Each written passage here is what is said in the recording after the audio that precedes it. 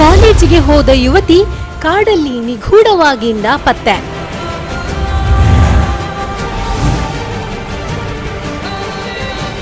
ಕೊನೆಗೂ ಆಕೆ ಸಿಕ್ಕಿದ್ದು 3 ದಿನಗಳ ನಂತರ ಹೆಣವಾಗಿ.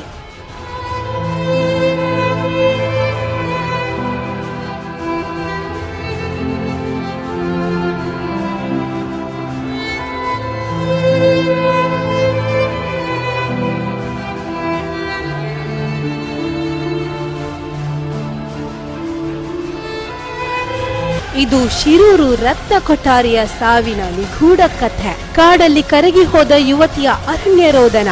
ತಪ್ಪದೆ ನೋಡಿ ಕ್ರೈಮ್ ಪೇಜ್ ಶನಿವಾರ ರಾತ್ರಿ 9:30ಕ್ಕೆ.